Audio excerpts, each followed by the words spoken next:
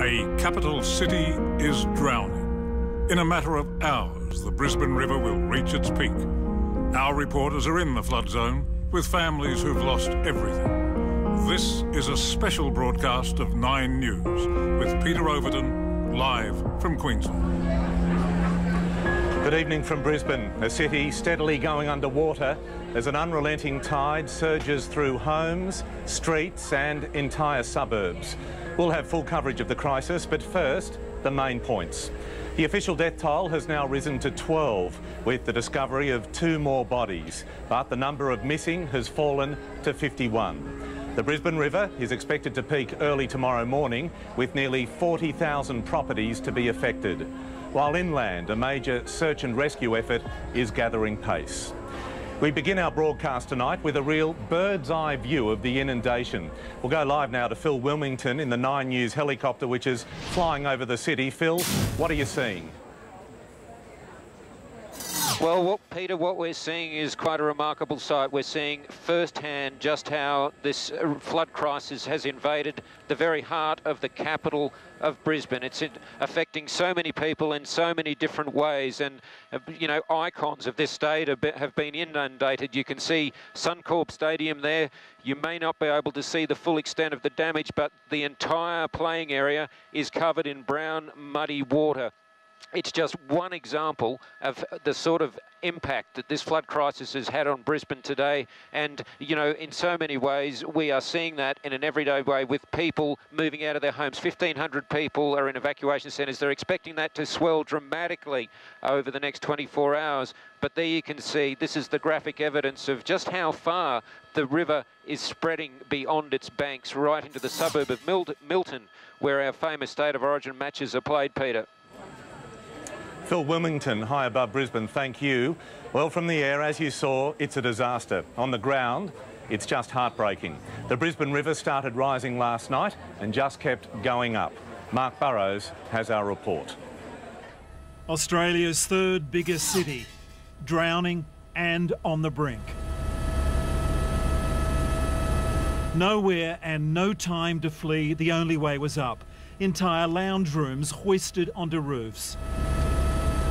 2 of our largest cities, Ipswich and our capital city of Brisbane, prepare and begin to experience the worst natural disaster in our history.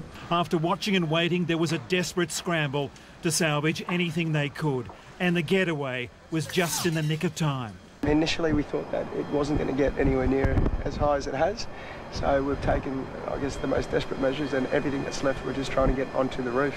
Others weren't so lucky. You know, it's devastating to see all this all happening around us. It's horrible. The force in the Brisbane River says it all.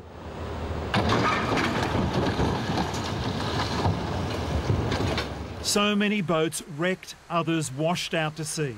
Pieces of the city's wharf broke away.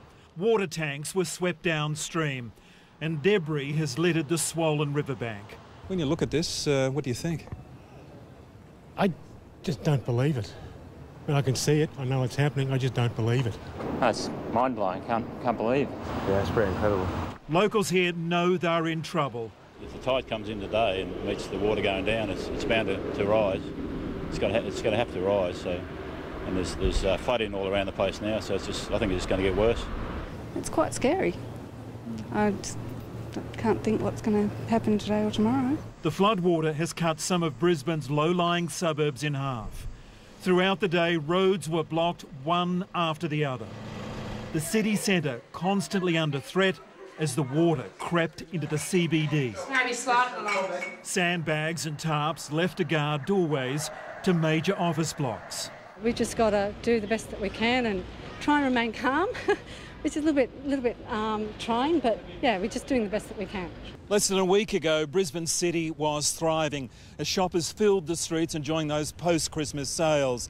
Now it's almost deserted, apart from a few emergency service personnel, and the floodwaters are rising quickly. In the last hour, they've risen nearly half a metre. It's a vivid reminder of just how forceful this flood is and what's to come in the next 24 hours. Supermarket shelves have been sucked dry as residents prepare to be stranded in their homes. As Brisbane braces, the Premier is encouraging people to rally behind the bush spirit. I think we need to draw inspiration from their resilience and draw inspiration and courage from the experiences they've had and are continuing to face. This afternoon, the Prime Minister visited evacuation centres. With demand growing by the minute, a second refuge was set up at ANZ Stadium. I got a phone call this morning at about 4 o'clock saying that my house is sort of halfway under the water, and yeah, so we ended up here. And then there are families calling this small public school home. We lost power not too long ago, and that's when we sort of thought we better make a move. Around 100 animals from this RSPCA shelter also had to be rescued. Just as quickly as we can this morning. Everyone's just been going nuts, running everywhere, just trying to get them out of here and safe. Amid the thousands packing up, perhaps a little reminder, this isn't going to be a good year. Overnight, dozens worked at makeshift depots, churning out thousands of sandbags. The human machine went on and on. Looking after Brisbane means a lot to me. I grew up here. We're in a pretty safe area, so anything we can do to help other people. For some locals like Emmanuel Casamatis, it's history repeating itself. He holds raw memories of the 74 floods. And hope the forecasts aren't as dire as they say they are. More than 2,000 streets around Brisbane are expected to be flooded by the early hours of the morning. Queensland has already faced some dark days, and there are dark days still ahead. But Australia is standing with you, working with Queensland to help Queensland through this crisis. And Mark joins us now live from Brisbane's South Bank. Mark, it has been an extraordinary day. Do we know any more about when the waters will peak?